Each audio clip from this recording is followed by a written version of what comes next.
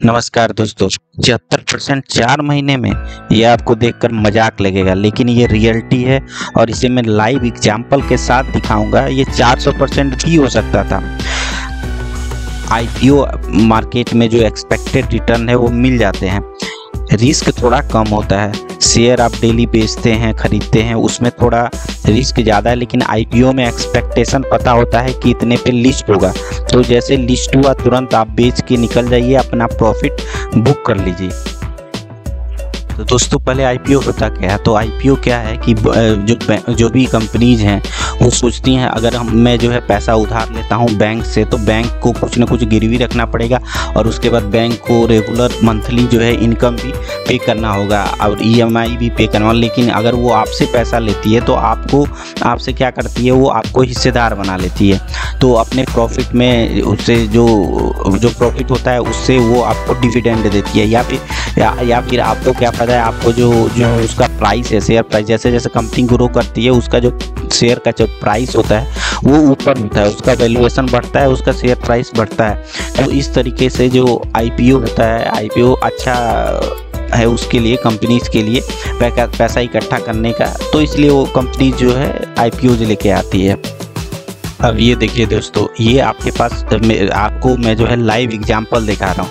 ये जो शेयर्स हैं आज़ाद, आइनॉक्स इंडिया, जना स्मॉल फाइनेंस बैंक और प्लेटिनम इंडस्ट्री, पेटीएम को छोड़ दिया जाए तो ये जो शेयर्स हैं ये सब आईपीओ में अलॉट हुए हैं। और देखेंगे आप इनका रिटर्न देखेंगे, आज़ाद इंजीनियरिंग जो है ये 524 के भाव से लिया गया था, जबकि अभी जो लगभग 15,000 का, 15,000 का इन्वेस्टमेंट कोई कर सकता है, मतलब स्मॉल कोई भी 15,000 तो कोई भी रखता है।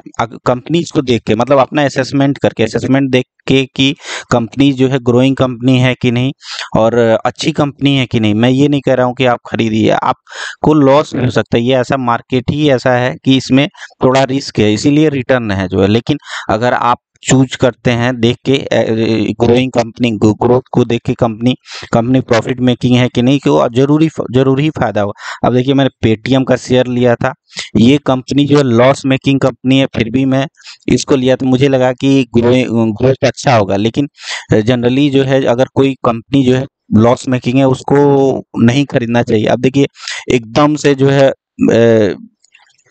आरबीआई का कुछ इस पे रिस्ट्रिक्शन लगा और देखिए जो है एकदम से डाउन हो गया, इसका 50% लगभग जो है लॉस पे है, 40% गिरा हुआ है।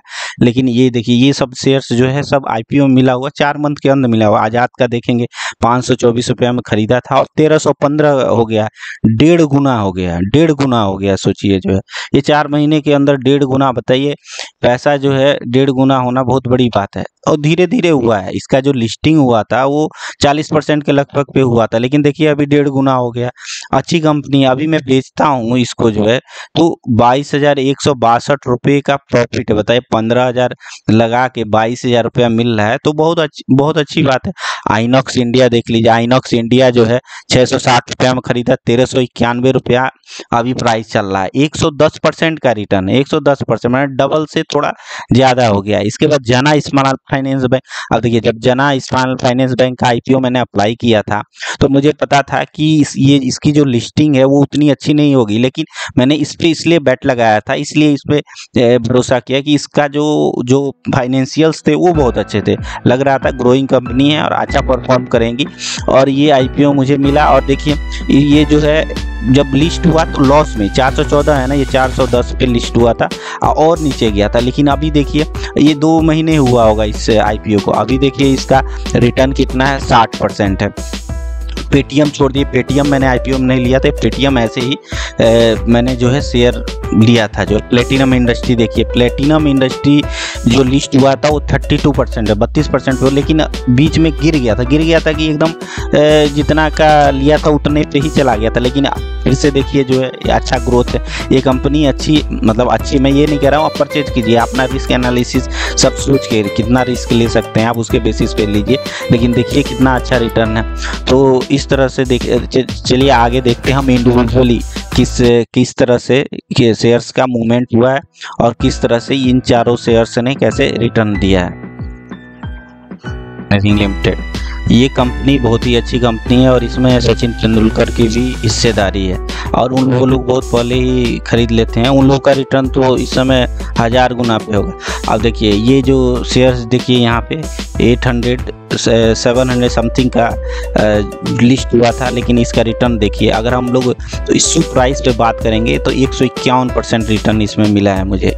इसके बाद जो है आइनॉक्स इंडिया देखिए ये लिस्ट हुआ, उसके बाद गिरता गया देखिए 1 महीना लगभग गिरा है, लेकिन उसके बाद जो इसमें तेज़ी बनी है देखिए ये गिर रहा है, नीचे आ रहा है, ऊपर जा रहा है, नीचे आ रहा है, ऊपर जा रहा है, लेकिन एवरेज जो रिटर्न है ये देखिए 110% का रिटर्न है जो।